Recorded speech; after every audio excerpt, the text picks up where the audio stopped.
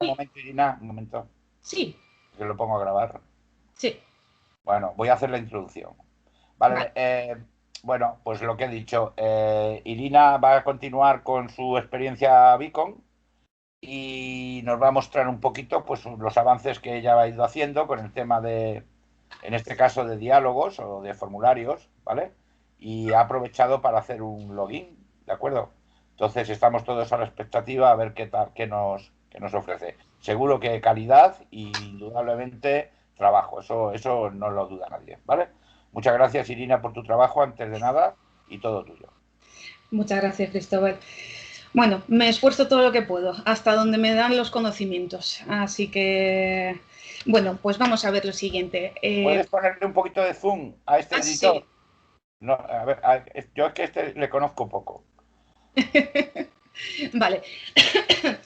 Únicamente vamos a ubicarnos que en las anteriores sesiones vimos que esto, por ejemplo, función main, donde que yo le llamo una especie de índice de la página web que quiero hacer. Entonces, únicamente repasamos muy rapidito y ya vamos a lo que nos interesa.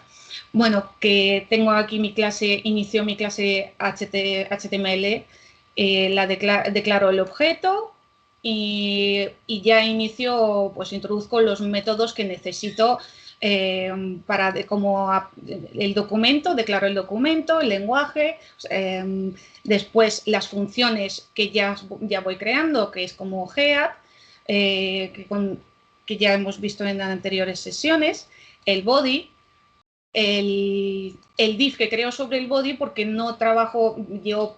Por lo que me ha enseñado mi profesor, habitualmente trabajo sobre un div y no sobre un div principal y no sobre el body.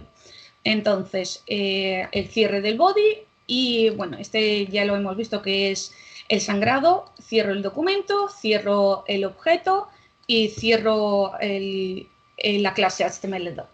Bueno, ese es el índice. Entonces, como ya hemos visto en anteriores sesiones, estos puntos como head, para no tampoco volver a repasarlo entero, que teníamos declarado que para poder extraerlo en funciones tenía que volver a llamar al objeto de HTML2, o sea, el main en este caso, y ya habría lo que es utilizado el método setHead con los métodos que a mí me interesa. En este caso, bueno, lo tenía en comentarios por un experimento, pero bueno, lo voy a dejar de todas maneras porque voy a enseñar una cosilla que me pareció curioso. Bueno, lo activo ahora mismo, ¿vale? Entonces, declaro mis métodos que necesito de UTF-8, el tipo de documento y el template estándar que ya hemos visto. Y cierro el head. Vale. Después teníamos el body, teníamos nuestra clase body, con nuestro parámetro normal que era el documento. Abríamos el objeto body, llamamos los métodos que necesitábamos para iniciales, por decirlo así, y lo activábamos, le hacíamos efectivo con el método activate y cerrábamos el objeto. El cierre del body lo tenía en el índice, ya que ahí es donde iba llamando las estructuras las funciones que iba a contener el contenedor principal, que no es el body en este momento, porque lo sustituyo, por decirlo así. Este se queda como el padre para este div, que será el div principal, por eso le llamo div main. Y aquí en este caso, como yo quiero hacer un login, pues directamente he recurrido para probar la clase tgrid. En esta clase lo llama Cristóbal, la ha llamado tgridbox. Y de esta manera vamos a probar de cómo se comportan los divs con este tipo o con esta metodología. Entonces, en este caso, yo he declarado mi clase gridbox, el documento, el padre. Esto de aquí es la identificación para layout cuando estamos para identificar layout dentro del inspector. De esta manera es el nombre que me coge. Y bueno, aquí no voy a explicar más parámetros porque es mucho más elaborado, entonces ahora mismo solo necesitamos estos y este contenedor, este grid es el padre, por lo que abro el objeto y declaro su salto, o sea, su altura, anchura. Este método grid_justifyItems se utiliza en grid para alinear pues justifyItems, aunque se dice, se justifica la posición horizontal de los hijos de grid. Entonces, es la posición horizontal. Y el método grid_align_items es la orientación vertical dentro del grid de los hijos contenedores. Un inciso, Irina, un inciso, disculpa. Sí. Es que últimamente se le he añadido a la clase Gridbox algunos elementos, por sugerencia de Irina, ¿vale? Que cuando ella ha estado trabajando se ha dado cuenta, investigando en profundidad estas clases, pues se ha dado cuenta de que a lo mejor podía ser más fácil añadir este tipo de métodos, con lo cual aprovechamos un poquito y no tenemos llegar en algunas ocasiones o en bastantes ocasiones podemos evitar el uso de flex, ¿vale? Entonces con esto es con lo que ella se está manejando y considero de que por las pantallas que me ha enviado el resultado es el adecuado, ¿vale? Pero más o menos se supone que si el grid te permite hacer la estructura general de la página, el flex te debería permitir la posición o el posicionamiento a nivel de elemento. Gracias a esto, solo con la clase grid lo podemos tener, ¿vale? Disculpa. Nada, nada. Así es. La mayoría de los métodos de grid y de flex son compartidos, aunque algunas de las propiedades varíen, pero sí contienen las principales o las más necesarias, pues la de, por ejemplo, de alineación de ítems está la alineación de start, de end, de center o la de between, que son las más recurrentes habitualmente. Entonces, la mayoría de los métodos entre flex y grid están compartidos. Sí, hay algunos que introducen alguna característica propia, única de la propiedad grid o flex, pero la mayoría son compartidos. Entonces, de esta manera, podemos pues, ubicar nuestro contenido de la forma mucho más fácil. Y bueno, vamos a ver siguiente. Yo aquí en este caso he introducido una imagen con este método. Es únicamente visual para darle un fondo y le he puesto las propiedades, pues eso, de center, no repeat y cover. Esas ya lo conocemos, me imagino que todos. Entonces, aquí activo las propiedades, los métodos que he introducido. Y de aquí en este punto lo que hago es llamar a mi login, que es el contenedor hijo del grid. Cierro el objeto y cierro grid padre. Vale, de esta manera, en este caso ahora mismo, el grid habitualmente tienes que indicar las áreas. Bueno, vamos a verlo de esta manera. Aquí más abajo, este es el grid hijo, el login en sí. Y el grid, la propiedad grid, tiene... Irina, sí. Perdona, una sugerencia. Sí. ¿Por qué no enseñas la pantalla, aunque sea brevemente, para que sobre la pantalla expliques hasta donde has explicado y ahora ya sigues y sobre la pantalla vas explicando? ¿Entiendes? Sí, si para me permites, para que es exactamente... se haga menos teórico, para que se haga menos teórico, me refiero. Sí, lo iba a hacer ahora mismo porque ahora en este punto quería comentar justamente una cosa que es bastante interesante antes de verlo, que es lo siguiente. El grid se puede ubicar a subgrid, que son los hijos, contenedores, de varias maneras. Una de ellas es mediante métodos de templates, de grid áreas, o sea, definir las grid áreas de esta manera, que ya si lo habéis visto en algún sitio os puede sonar, de esta manera que tú le indiques la posición dentro del padre, cómo quieres representar el contenedor, dónde los quieres ubicar y de qué manera. También se puede ubicar por método de columnas, puedes dividirlo en varias columnas, el grid, y ir ubicando los subcontenedores donde les corresponda de esa manera. Entonces, lo único que pasa es que en este caso, yo, por ejemplo, aquí, como veis, yo he definido un grid y estoy llamando a un hijo que es subgrid y no estoy definiendo ninguna estructura. No tengo columnas, no tengo ningún tipo de representación gráfica de contenido, porque al ser un grid contenedor absoluto, de dimensiones absolutas, y no hay ninguna propiedad ni ubicación fija o delimitada, no lo necesito. Mi grid se genera, a ver, creo que lo tengo aquí. Mi grid, y esto es lo que iba a decir, que es lo que me ha pasado en la interrogación. El template me lo ha activado. No te preocupes, no te preocupes. Vale, bueno, pues lo que yo comentaba. Pasa lo siguiente. La propiedad es grid. Yo ahora mismo voy aquí en la parte de la IOP. No sé si se ve bien. ¿Hago un zoom aquí? ¿Se ve bien, Cristóbal? No, se ve bien, se ve bien, se ve bien. Vale.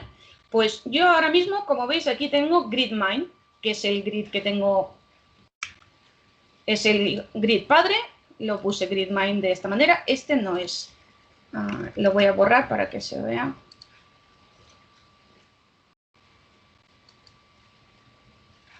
Aquí está, mi GridMine.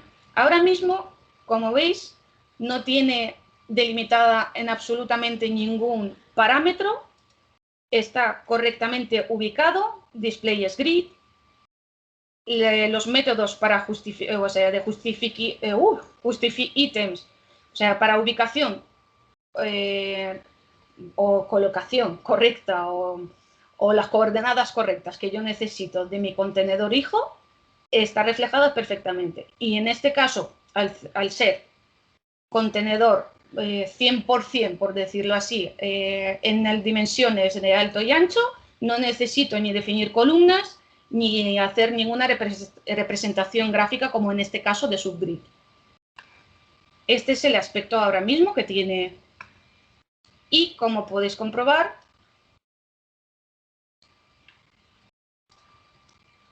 es responsive, que vamos a verlo ahora mismo. ¿De qué manera? Ahora mismo, en este punto que estamos, ¿cómo lo estoy haciendo? Que, por supuesto, todo va avanzando y me imagino que podremos hacerlo también más adelante de otras maneras, porque todo avanza y además Grid y Flex los están avanzando y están introduciendo nuevo formato o nuevos atributos para sus clases. Entonces, seguramente que van a mejorar también algunas que otras propiedades que tienen. Bueno, pues como estábamos aquí, este es el subgrid, el hijo del contenedor. Entonces, yo le defino que quiero que tenga esta estructura. O sea, de mi contenedor subgrid, quiero que tenga un head. Esto puede definir un espacio, un vacío, y que tenga otra parte de abajo que contenga otro grupo de middle. Y es mi decisión, de esta manera lo he querido organizar en dos subgrid. Entonces, primero vamos a esta parte. En esta parte yo vuelvo a llamar a la clase gridbox, defino el documento, el padre, que en este caso ya es el grid principal, y este es el nombre del grid. Vale, estupendo. Y ahora abro el objeto y declaro que este grid va a contener estas áreas. Con este método estoy declarando estas áreas del grid padre. Porque para poder introducir todos los divs y los componentes que quiero que tenga mi apartado de login, tendré que volver a generarlo, porque no hay más opciones disponibles ahora mismo para poder organizarlo. Entonces, esta es la manera.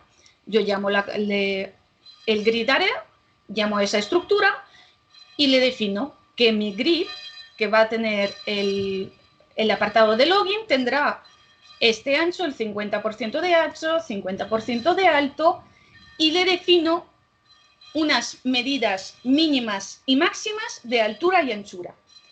esas 4 propiedades aquí, estos métodos, son los que me van a permitir que sea realmente responsive con el contenido. Pero porque por el contenido de textos, o sea, de contenido como formulario, como el texto. Porque actualmente es la manera que hay para poder controlarlo.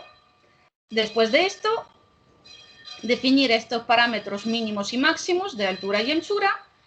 Estoy posicionando en el grid padre del login a los hijos, que quiero que estén centralizados en sentido horizontal.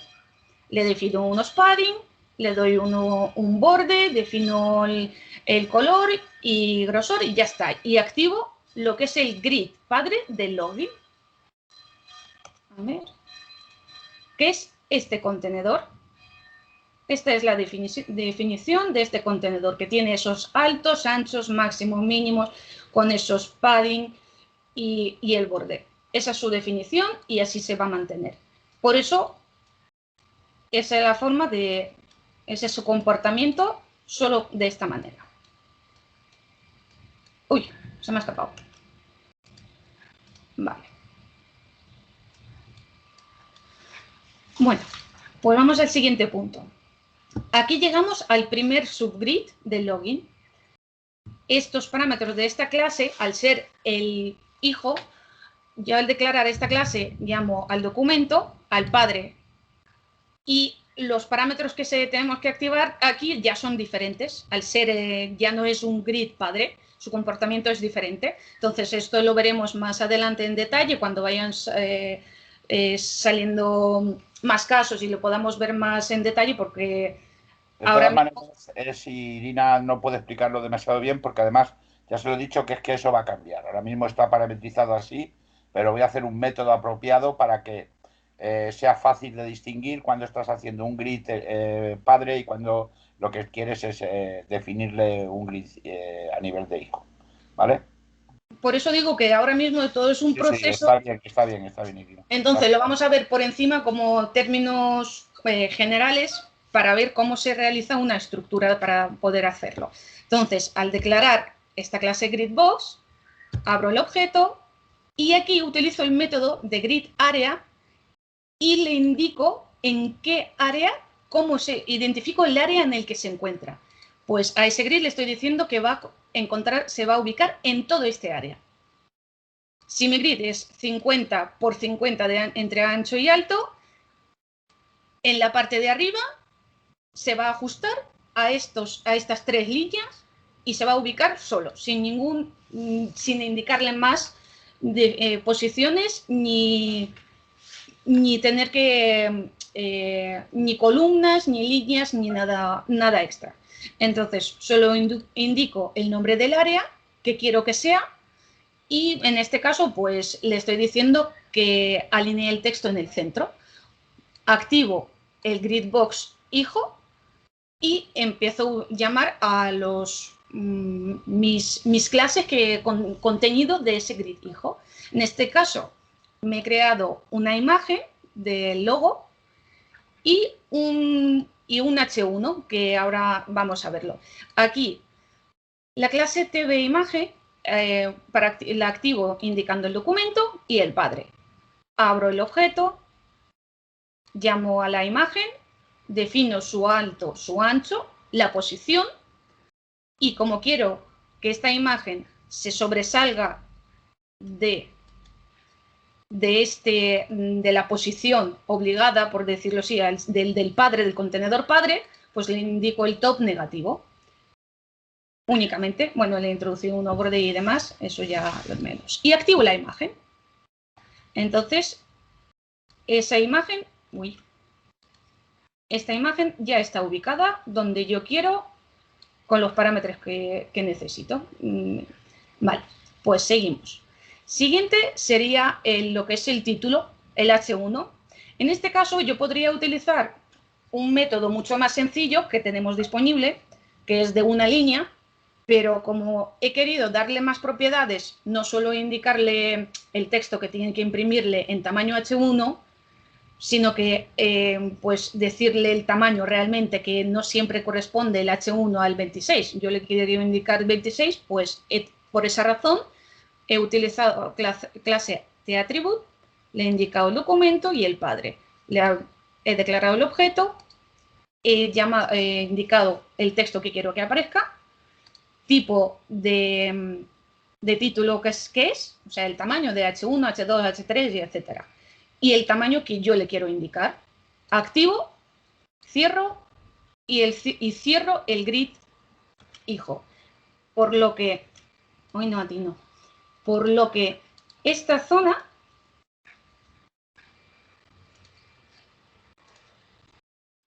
de login, como veis, aquí podéis ver claro la cuadrícula que se ha generado. Aquí está, esta imagen se sobresale de la cuadrícula porque yo se lo he indicado, y como el head tenía, a ver, aquí está la posición, espera un segundito, no tenía 3, que me acaba de llamar la atención, sí tiene 3, pero se me mostraba solo 2, un segundito, porque está en esta línea, me he perdido, vale, aquí tengo 3 líneas de head. Pues aquí están definidas 3 líneas de head, cierran aquí. Como el tamaño del contenido que he indicado, por ejemplo, de este título es bastante ancho y tiene padding, por eso la cuadrícula es más alta. Y esta zona de aquí es la zona de middle, esta de aquí.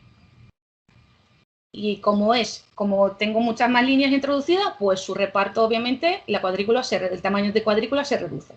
Pero esta es la apariencia que toma y cómo se ubica, cómo se reparte. Vale. Siguiente punto sería la parte de middle. Vuelvo a llamar a la clase TGridBox.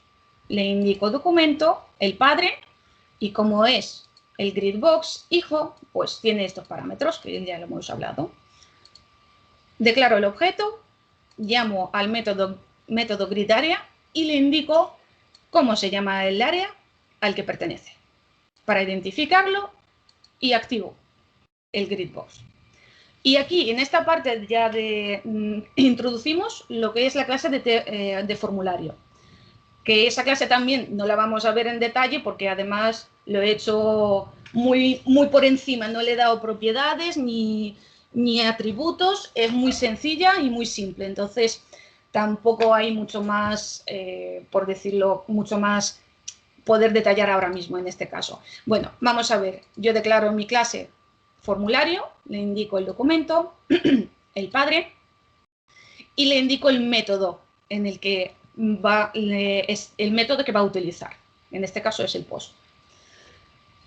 Vale, declaro el objeto y únicamente hago el activate para que exista, se declare la existencia de formulario y empiezo a llamar a los grupos de formularios que va a contener.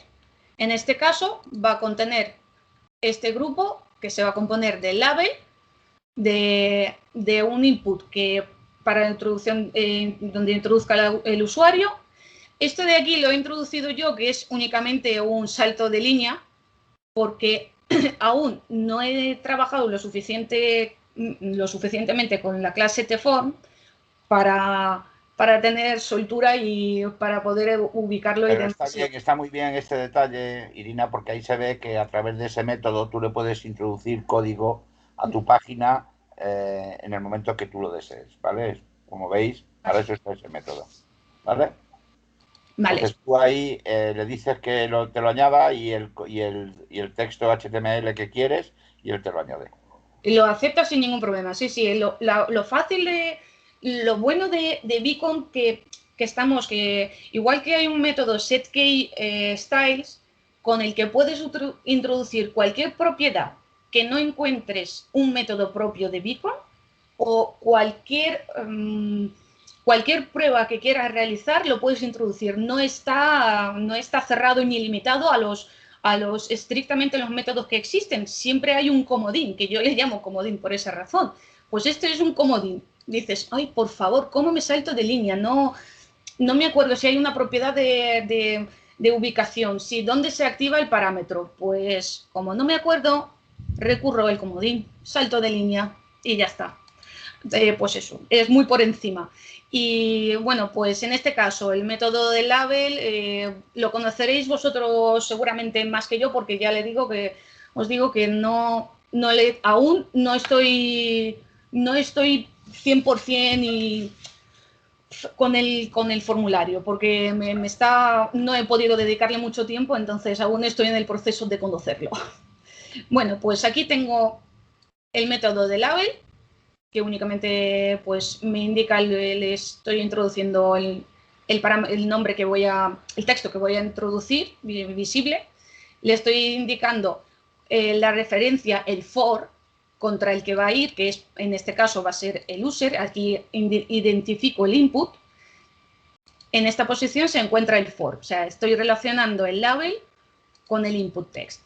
Eso se llama name, eso se llama name. Entonces tú, a través del name, que tú dices que tu input text es el user, pues el name se lo das al label para que lo relacione. Oh, vale, ¿ves? Sí, lo siento mucho, mi jerga aún es profesional ya para algunas cosas, pero Nada, para otras Irina, se me va. No te preocupes. Es culpa mía que no te lo he explicado.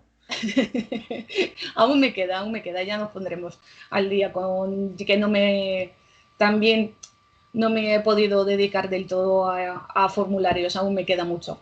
Bueno, pues seguimos. Vale, en este input test, pues su propósito, pues que estoy utilizando, pues ¿cómo se llama? Ay, por favor, ¿cómo se llama en HTML? Que se me ha ido la palabra. Bueno, todos lo conocemos como QBanner. ¿Vale? Sí, eso es lo que quería decir, pero es que no me salía. Sí. Por ejemplo, en Cibewin también existe, como bien sabes. Vale. ¿Cómo? ¿No es el placeholder que le decían en HTML? Eso, placeholder, también, cierto. Correcto, Marcelo, muchas gracias. Eso era. Bueno, pues esto es el parámetro para placeholder o QBanner. Y es lo único que le estoy pasando. Por lo que digo que los formularios son simples, sin ningún tipo de atributo ni detalle extra. Simples. Bueno, pues en el siguiente punto es el salto de línea que he introducido aquí como comodín. Y después he utilizado el método small para introducir, pues, ya sabéis, el propósito, una indicación extra para este formulario. Y en este caso, únicamente lo he utilizado pues, para indicar pues, que el nombre de usuario es Beacon. Vale. Y después, en el siguiente grupo, se encuentra igual label input pass, en este caso, para password, que en este caso igual relaciona label y input pass por el name de estas posiciones. Este es su QBanner bueno, ya me he quedado con QBanner. Vale. Vuelvo a introducir el salto de línea y otra vez utilizo un método small para únicamente para indicar el detalle ese.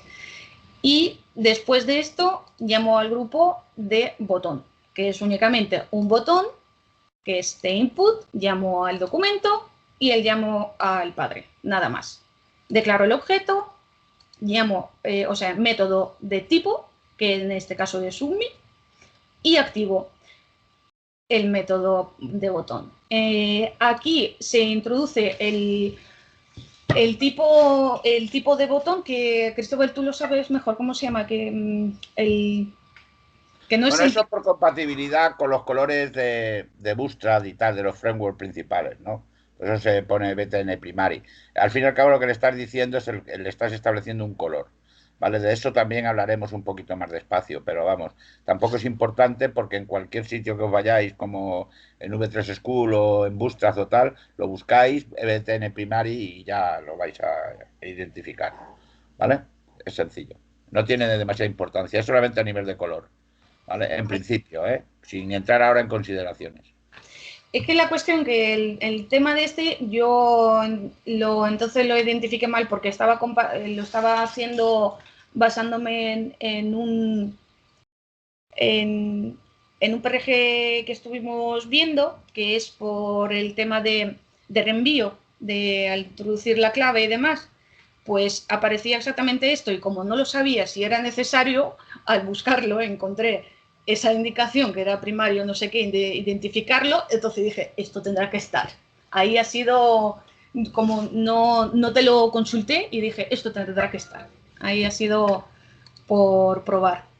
Bueno, pues cierro el objeto, cierro la clase del botón de input y cierro el grupo del formulario y el formulario en sí. Después, pues el cierre de los contenedores padre, aquí cierro el grid hijo y aquí el cierre de grid padre con sus objetos, con el cierre de los objetos. Vale, entonces esta sería la estructura que me ha quedado y al ponerla, a ver, como veis, puedo hacer el zoom. Al no introducirle ninguna propiedad extra, excepto lo que he introducido, el salto de línea, pues esta es la apariencia que coge, que por supuesto hay que darle todos los atributos necesarios y porque obviamente necesita más estética en este caso, pero esto ha sido prueba principalmente de comportamiento de grid y la forma, la facilidad que tenía para la creación.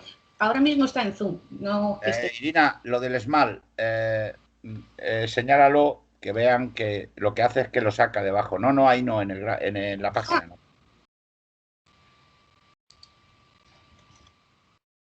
¿Veis? No tiene nada que ver el label con el small. El small sale debajo, ¿lo veis? Sí, el label se encuentra aquí. Y eso es. Y el small, ¿vale? Es como una especie de aclaración, por decirlo de alguna manera, que es utilizado. Gracias. Aquí dice, pues esto, para que se puede, pero esto aún no lo tengo. Ahí necesito una ayudita para... Sí, eso para la semana que viene. Para la semana que viene. Hemos visto el diseño, ¿vale? Ahora ya el tratamiento del submit o del método post en este caso y el submit que has hecho, ya lo iremos Sí, me adelanté, hice algunas cosillas, pero como tú dices, sí, porque me ha quedado una cosa. Muy bien. Hasta ¿Qué aquí. te queda, Irina? Yo he terminado porque realmente yo lo que quería enseñar era de que con el grid, que no necesitábamos, que con la... Sí. No necesito utilizar los divs, ni utilizar posiciones de blog, ni... Ese era el objetivo del ejercicio de este tema, ¿vale? Ese era el ejercicio. Que tenemos un for y que simplemente definiendo nuestra clase Gridbox lo puedes manejar perfectamente, se va situando, se hace más bastante responsive. Hombre, hasta límites, ¿no? De lo que te permita la pantalla de que tú le quieras poner, ¿vale? Si lo quieres poner en una pantallita de un reloj, pues evidentemente va a ser un poquito más complicado, pero no solo esto, sino cualquier cosa que quieras hacer. Pero claro, que ahí se ve que claramente él te respeta su posición, te respeta todo absolutamente y no tienes ningún problema y que se va adaptando. Y ahí simplemente hemos usado la Gridbox, que lo has hecho perfecto y la has aplicado perfecto, ¿vale? O sea, que realmente, muchas gracias. ¿Vale? Gracias, Cristóbal. Un segundito, que sí. A mí personalmente...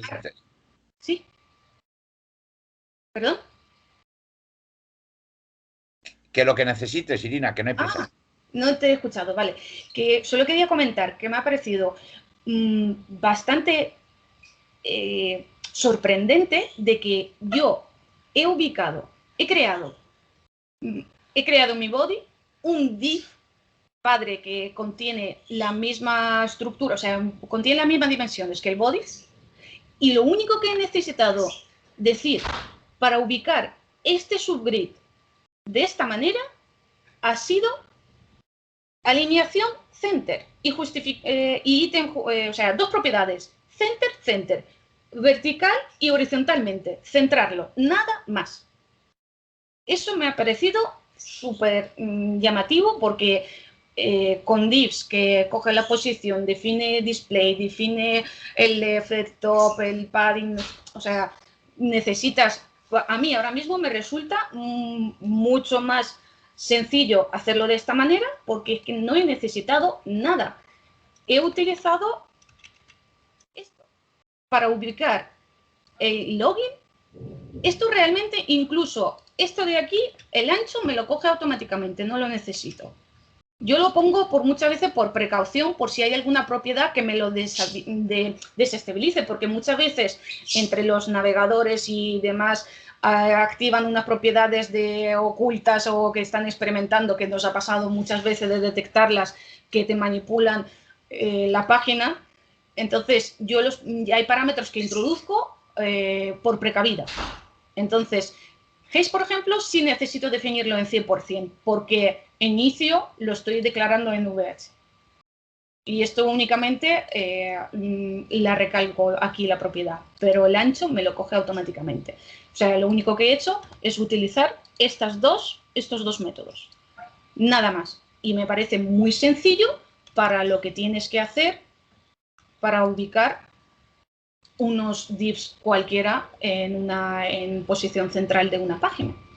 Muchísimas gracias, Irina. La explicación esta final ha sido la guinda de todo lo que has hecho. ¿Vale? Gracias. Muy bien, muy bien. Además, ahora yo voy a hacer una aclaración, que además es que soy muy maniático. Sí. Los que me conocen un poquito lo saben. Entonces voy a explicar un momento el por qué. ¿Puedes volver a poner la pantalla, por favor? Vale, Sí, perdón. sí, es que es importante. Sí, dime. Vamos a ver. Has hecho así, es que has hecho un comentario antes, ya para dejar esto ya cerrado el tema. Que esto es cuestión de manías, me imagino, pero voy a explicar el porqué de la manía. ¿Cuál? Porque se supone que técnico en alguna materia, pues puedes tener tus manías, pero tienen que tener una justificación. Entonces, has hablado antes de que tu profesor te dijo de que no trabajaras sobre el body, sino que generases un div, sí, ¿vale? Sobre el body y lo manejaras con él. Sí. ¿Correcto? Bien. Correcto. Vamos a ver. ¿Se puede hacer sobre el body? Claro que sí, evidentemente. Sí. Pero ¿por qué lo hago sobre un main, sobre un div adicional? ¿Vale? ¿No es recargar un poco la página? Bueno, pues se podría entender, pero realmente no es significativo. La velocidad a la que va a cargar y todo lo demás, el renderizado de la página que se llama. Realmente no es significativa la diferencia, pero sí existe una cosa muy importante. Yo es que hay una palabra en mi vida que se llama reutilización de código y eso lo quiero hacer siempre. Lo mismo me pasa pues cuando diseño para Wii, ¿no? Con FibeWin. Yo no lo hago habitualmente sobre contenedores estándar, sino que me gusta hacerlo siempre sobre paneles, porque ese trozo de código que hago, simplemente cambiándole el parent, me va a servir siempre. Aquí pasa igual. Si yo lo hiciera sobre el body, ya formaría parte de la estructura fundamental de lo que es la página web. Y evidentemente su reutilización ya me obligaría a estar cambiando, ¿vale? Mientras que si lo hago en un div, eso me lo puedo llevar a cualquier sitio, puesto que estoy diciendo de que va a depender del body. Y entonces son módulos que yo me voy construyendo, me voy creando y que de esa manera me va a permitir reutilizarlos más fácilmente. Ese es el motivo, ¿vale? Espero haberme explicado sobre los motivos por los que no trabajo sobre el body y me creo un div adicional, ¿vale? Que sí es el que depende del body, ¿vale? Esa es la movida. ¿De acuerdo? Bueno, pues muchas gracias y si hay algún comentario estará Irina para contestarlo o yo o cualquiera de los presentes. Voy a dejar de grabar.